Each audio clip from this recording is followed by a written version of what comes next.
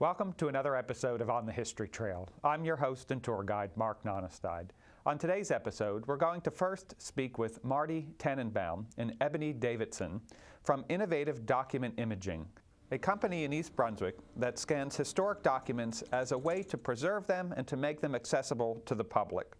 We're then going to travel to New York City and speak with Sandra Trenholm, the curator and director of the Gilder Lehrman Institute, to look at a project that IDI is working on and to see some fascinating documents that date back to the 1400s. So sit back and relax and follow me as we travel on the History Trail.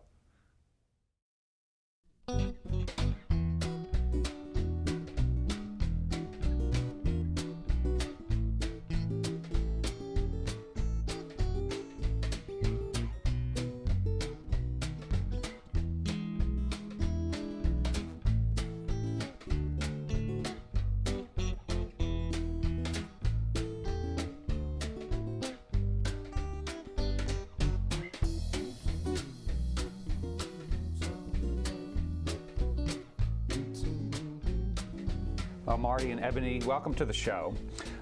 Marty, can you tell me a bit about Innovative Document Imaging, IDI? Innovative Document Imaging has been in business 13 years.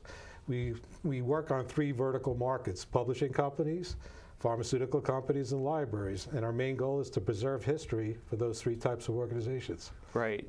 And so you're scanning material from these different organizations and making it accessible digitally? Yes. The fact that when things are digital, they can be accessed in anywhere that you're at without people having to actually touch the materials.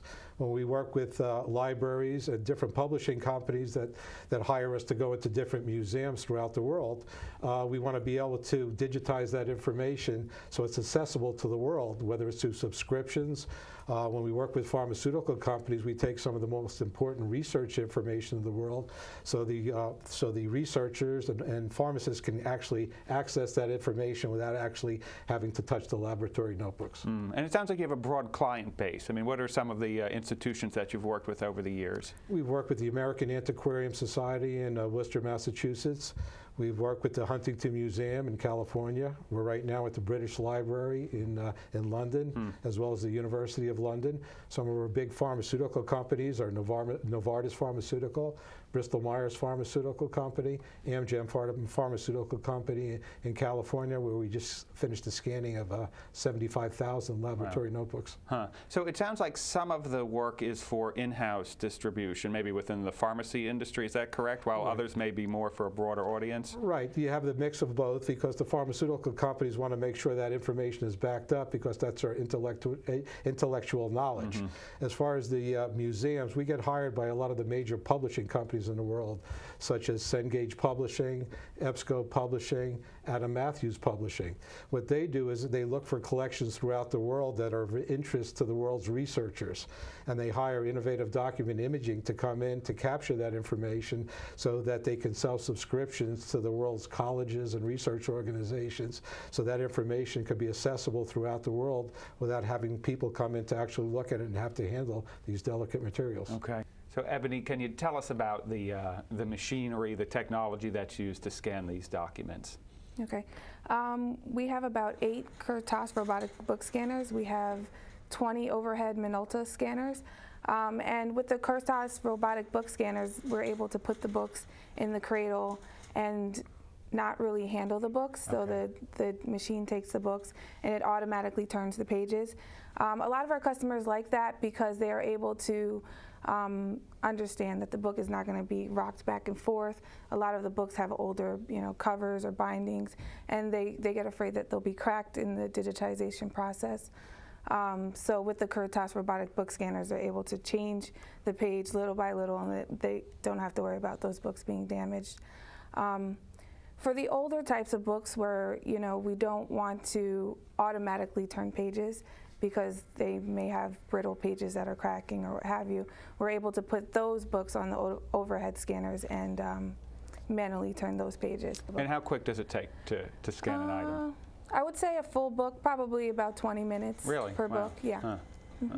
And what about the lighting? I mean, I know at home my scanner, which obviously does not compare to any of the technology you have. I can't scan anything without getting the color completely off. Is there, I mean, how do you get the exact match of the color of those documents? That's a good question. Most times we just turn the lights out in the room, and the machine is able to capture, you know, the true quality of the image and the true hue and tint of the page on its own. It does a really good automatic capture of those pages. So. Okay, great. Yeah, because when we were at the Gilder Lehrman Institute, where you have work that you're doing there, we did see images on the screen and the originals. I mean, and it was, you couldn't tell the difference. Right. I mean, it was spectacular. Can you tell us about that project?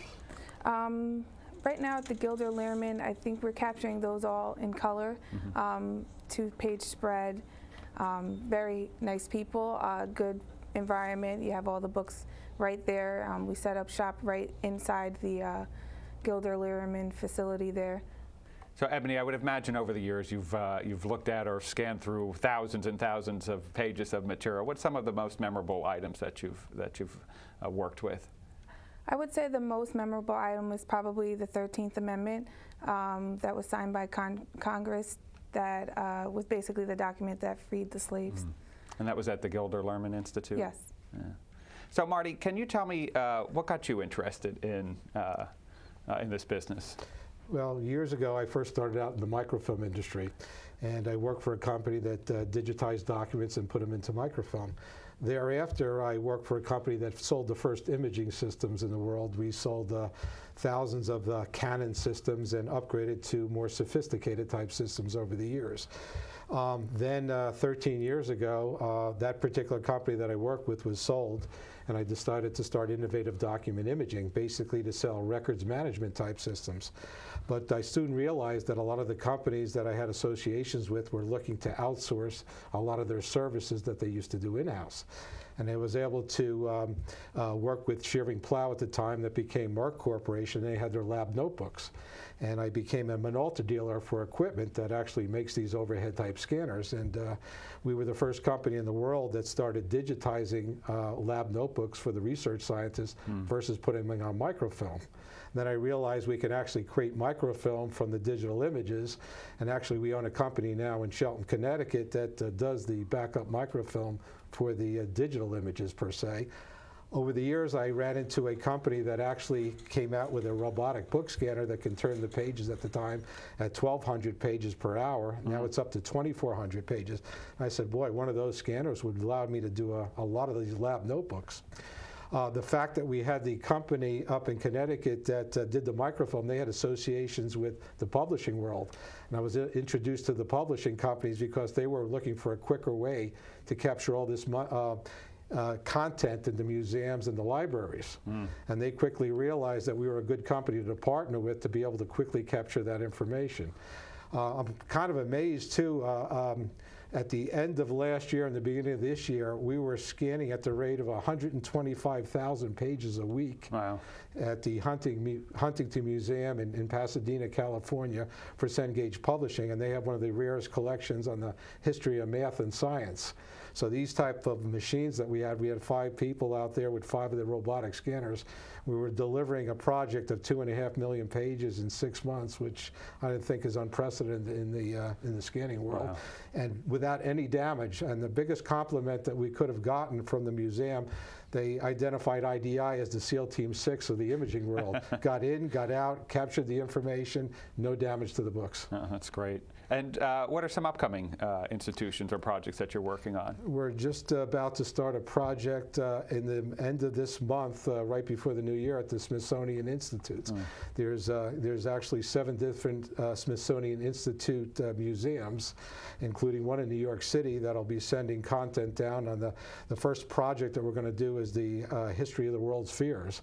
It's a total of 13 million pages that Cengage Publishing is looking to have us capture over the next 5 years. Great, great. Well, thank you both for being on the show. From here, we're going to head to New York City to the Gilder Lehrman Institute to see some of the work that you've been doing. We're in New York City, across from Central Park.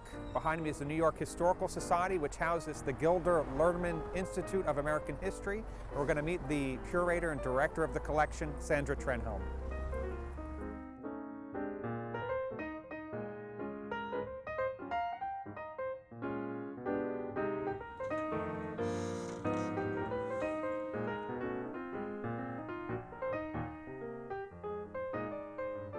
Sandra, welcome to the show. Well, thank you for having me. Can you tell me a bit about the Gilder Lehrman Institute of American History? Absolutely. The Gilder Lehrman Institute of American History is a 501c3 that was founded in 1994 to promote the study and love of American history. The collection itself was founded in 1991, but Mr. Gilder and Mr. Lehrman, who founded the collection, they didn't want the documents to remain in a vault. They wanted the public to be able to see them. They wanted exhibitions, they wanted school programs, and they wanted researchers to be able to see them. So they started the Institute to bring the documents out into the world. Right. So let's talk about the documents. How much material is in the collection?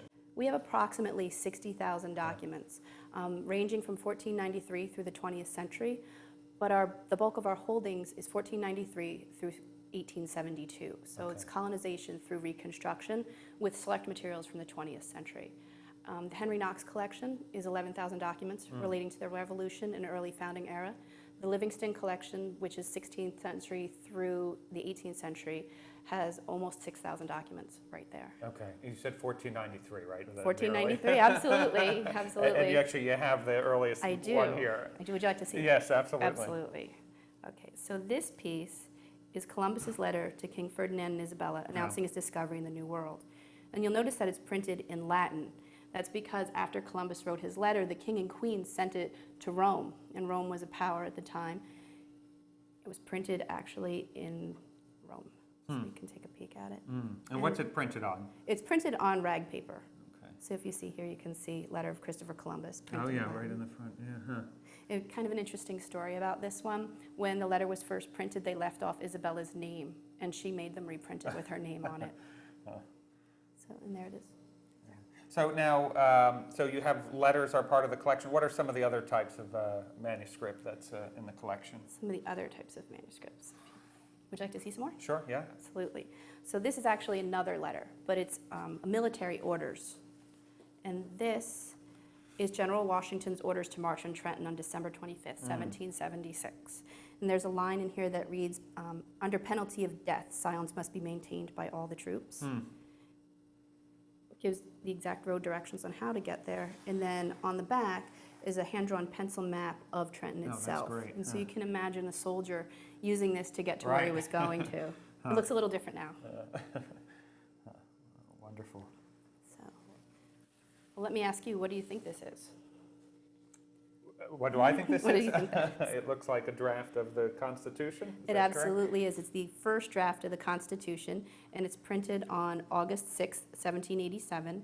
This copy happened to belong to Pierce Butler, who was a delegate from South Carolina. And you'll see throughout the document are the notes and corrections that they were making before the second draft. Probably the most significant changes up here in the first paragraph, where the preamble does not say, you know, we the people of the United States of America. It says, we the people of the states of, and then it lists all the states. And at this point, on August 6th, we're still a confederation. By August 28th, when the second draft comes out, we are a federation, a very strong national government, and we've made that choice. All right, and as you said, you noted here that he did make his corrections on here. I mean, you can see in ink and also in pencil, crossing things out. Had a blob of ink drop there. You can turn the page and you can see there's even more on the second and third pages. So have you compared these to other versions to see how it has evolved over time? We actually have, and what we're going to show you here, we have compared it to another version, and this is Benjamin Franklin's copy that was given to the delegates on September 17th, 1787. So this is the final version of the Constitution. You can see here clearly the differences in the preamble. And this is almost, if you're a teacher, the topic sentence for your entire document. So is this material that has been purchased by the Institute or donated as well over the years? We do acquire from auctions, from private dealers, but also primarily through donations. I mean, a lot of material out there in people's households needs to come into archives such as ours, or else the stories will be lost.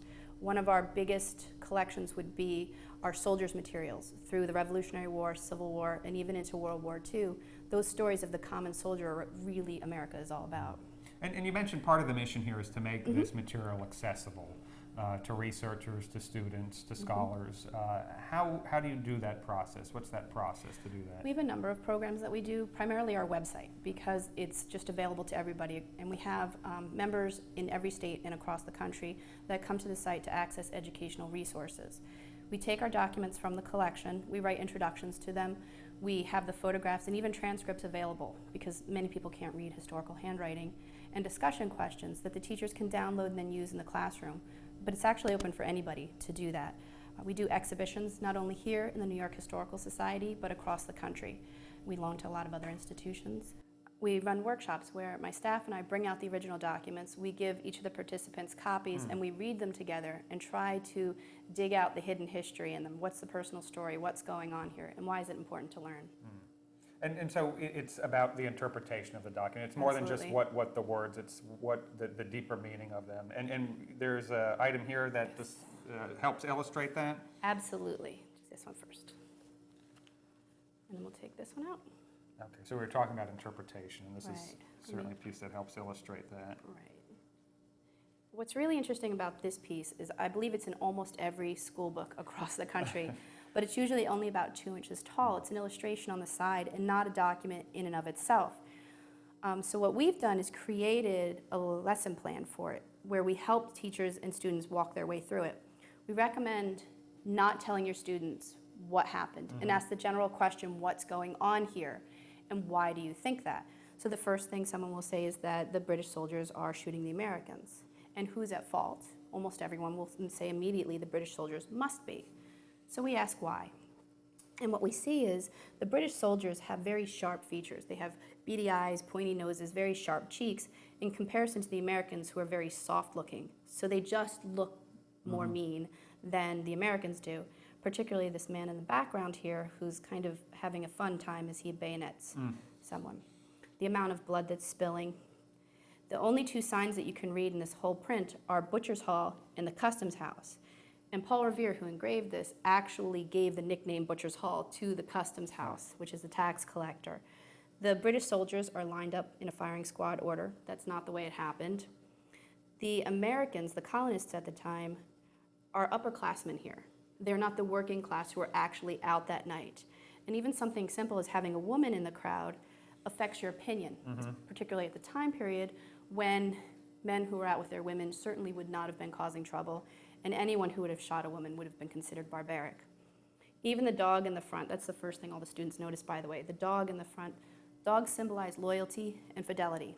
And on the prints that aren't colored in, they're all hand-colored, the dog can be seen to be staring directly at the audience. And almost as if he's challenging you, what are you going to do about this? Right. The way the light streams down on what's going on, illuminating it. The fact that the clock has the right time on it, the first couple prints Revere made did not have the right time. And so he went back and he fixed the time on the clock to prove that he was actually doing the right thing. Kind of the really great one, the one that nobody ever expects, is here. If you follow the B in Butcher's Hall all the way down to the windowsill, you'll see a sniper in the window. Yeah. And one of the biggest controversies is what actually happened to start it, who fired that first shot. And so perhaps Revere is suggesting that it was a sniper in Butcher's Hall that started it. Interesting. And so this really gets to the crux of the Institute here. Absolutely. I mean, it's the interpretation of this document and how you can, an item that's well over 200 years old, how it has validity today in society and for school children as well.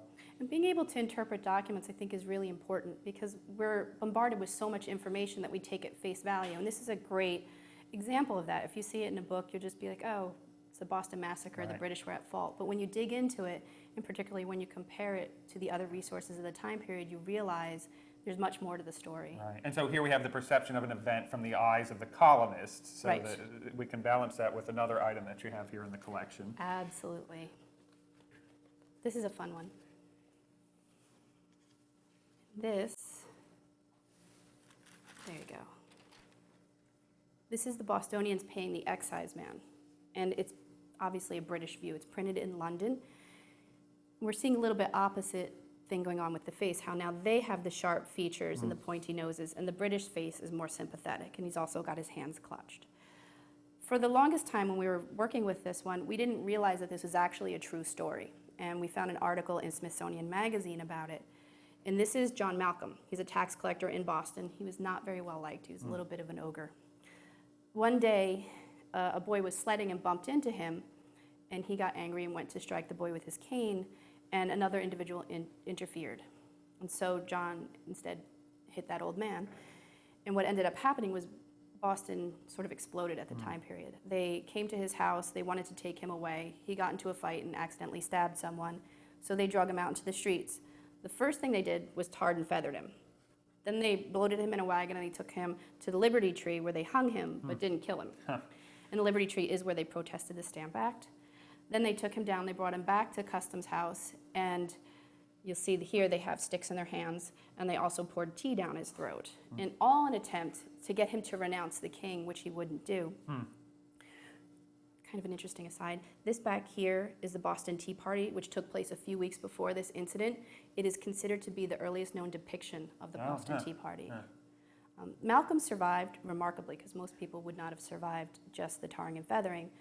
And if you don't mind my saying, his skin fell off when the tar came off, and he kept it in a trunk and brought it back to the king to try to get compensation for his troubles, and he didn't get that. So looking at it, is this out of a book? Is this a plate that it was part of a book? No, these were actually printed for distribution to hang up, and you can see the back where we've reinforced the edges, because I can see why you would think that it's a little bit ripped. Right. But you'll see down here it's straight, and up here it's straight. So these are prints that were made to hang up, much the way we'll hang up photographs. And this is a process called the mezzotint. That's why the colors are striking. Okay. All right, great. So I see now the conservators reinforced the edges there. Yeah. Okay. Would you like to see something else? Sure. Okay. So this one is a letter from George Washington. So this is a letter to John Mercer. John Mercer is another slaveholder in Virginia, and you'll see it's Mount Vernon, September 9th, 1786. It's about 8 or 9 months before the Constitutional Convention starts. They already know there's going to be a Constitutional Convention. And Washington is answering a letter from Mercer. In the first one, he said he never means to own another slave by purchase, it being among his first wishes to see slavery abolished by the legislature. And this is kind of important. He inserts by the legislature, so he went back and thought about it. He wants slavery in the country abolished by slow, sure, and imperceptible degrees. So it's very important to note that it's before the Constitutional Convention.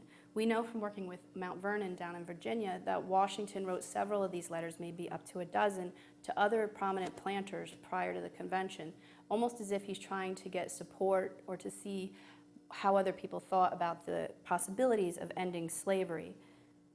So you can see right there, he inserted it. And the other part of the letter deals with something very interesting called military certificates. Have you heard of those? Military certificates are basically IOUs we gave to the soldiers in the Revolutionary War in lieu of pay. We didn't have any money at the time period.